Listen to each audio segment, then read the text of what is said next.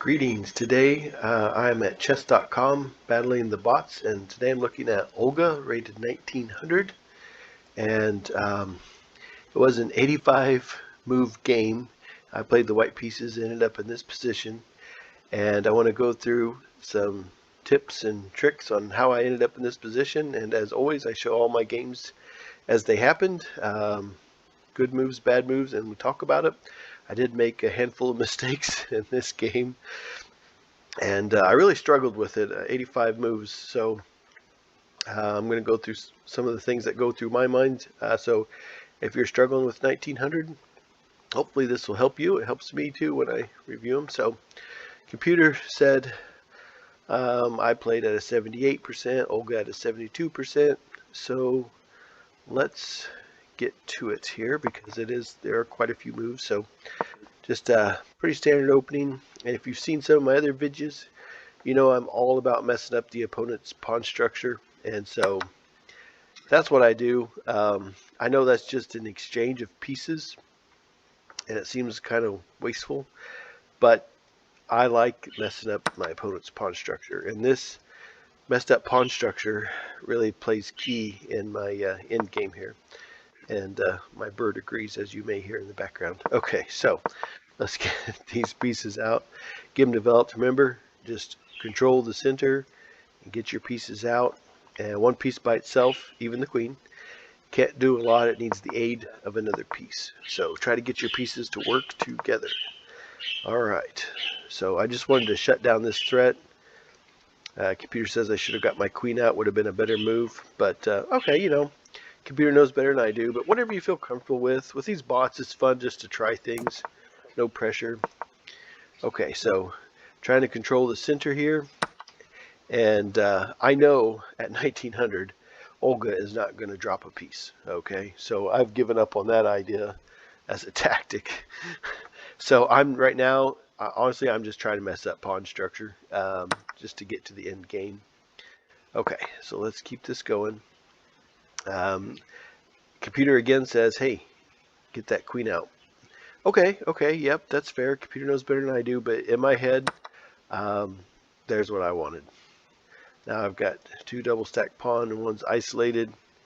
And before I take that, you know, like in this situation, you know, sometimes I still do, and years ago I used to just be, oh, there you go, free pawn, boom, take it. Well, okay, maybe that's okay, but is there something else that you can do? Like, if I've got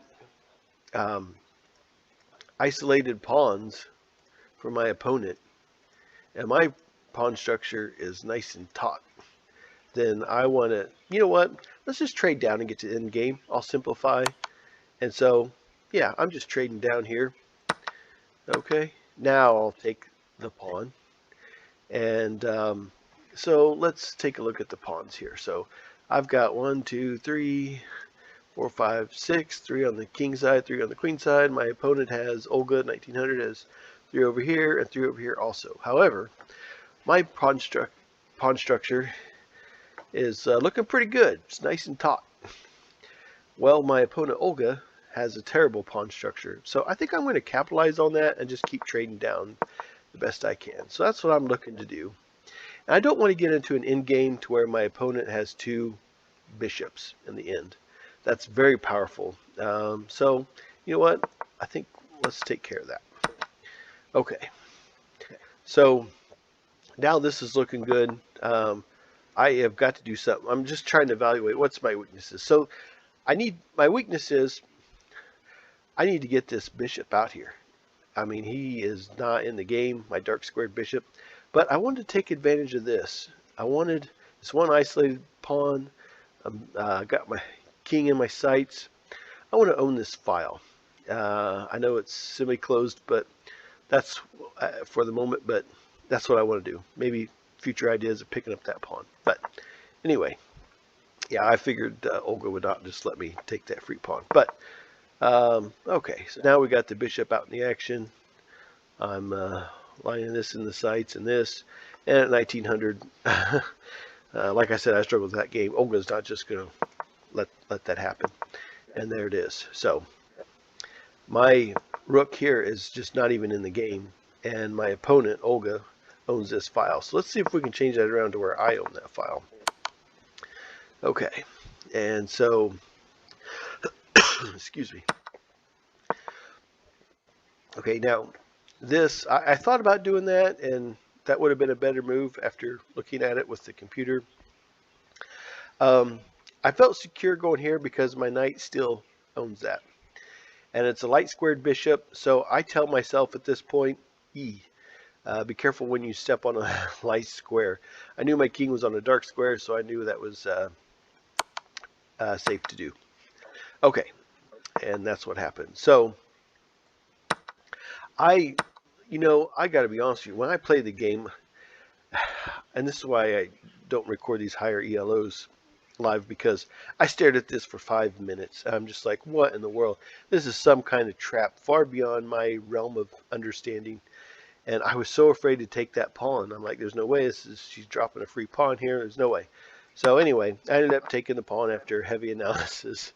So now I'm telling myself, definitely stay off the white square, So, yeah, I thought about taking that knight, but, I then it would have took probably with the king, and then I could have protected the pawn. Okay, that's fair. But I just didn't want it a knight versus bishop. I'm starting to see some ideas of promoting one of these pawns, and I can do that better with a bishop. So I wanted to hang on to my bishop. Okay, so I'm just trying to get off the light squares is why I did that. So, okay. And I know I did hop onto a light square there with that, but it's protected, and I can't just leave it here the whole game, because I actually have future ideas of promoting one of these pawns into a queen. So I got to get the king. I know I got to do something about that, but again, there's probably something better. I mean, obviously the computer knows better than I do, but I just really want this, for what I have in mind, I really want this bishop for the end game. And also, in the end game, it's so easy just to tuck your king away and just leave it hidden, So we got a white squared bishop, so I'll just leave it there. Don't do that. It's scary, but get your king out, get him into the game. So, okay. Again, computer keeps wanting me to make this trade, but I just didn't feel comfortable doing it. I'm sure it's, Okay, so here's what I was wanting, is bishop versus bishop. My dark squared bishop versus light squared bishop, but I've got, better pawn structure, and I'm actually up one pawn. Okay, so let's get into the end game, and strike that. I'm up 2 pawn. Okay, so let's keep this game going. Okay, I wanted to show you the position I get into. This is under attack now. So what I do is I move that up. Now it's protected. If the king wants to take that, that's fine. I don't mean like I'm okay with it, but I need to get this side under control so that I can focus on queening one of these. And so what I mean now is, look what I've got now. So this is what I was after. This bishop controls this, and this pawn protects this, and they're all on dark squares. Boom.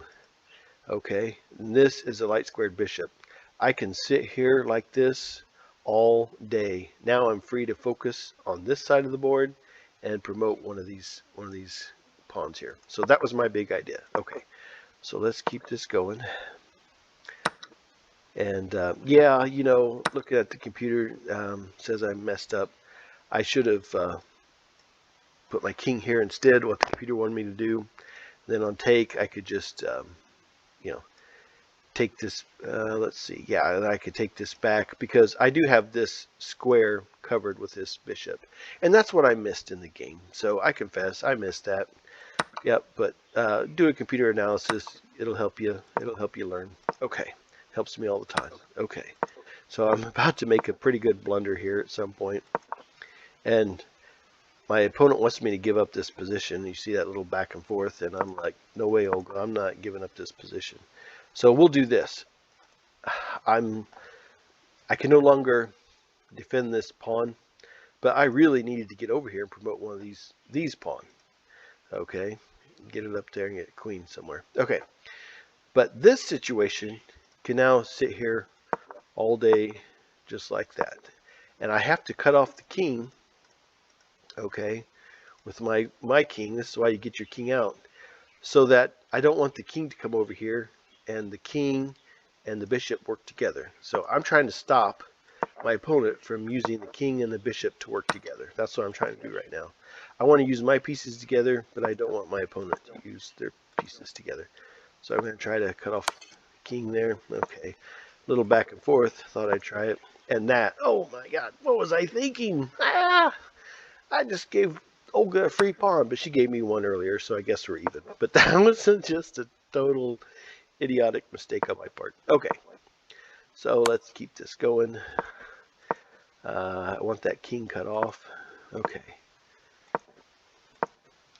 So, see, I keep hopping over here. I want that king. Look at all the squares I own. I want my king owns. I want that king to stay over here because I know these three pieces are protected.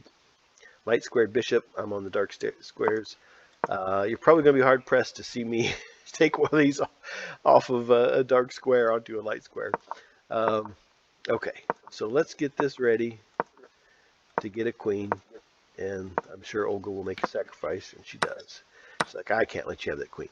Okay, so now I'm just trying to get back in the action, cut that king off from getting over here, and I own all this. So let's get that king cut off, and we do. Okay, let's eliminate these pawns, and eliminate this pawn, and now I need to make sure the king, this situation can sit here all day. Let's get this pawn promoted, get that king cut off from coming over here.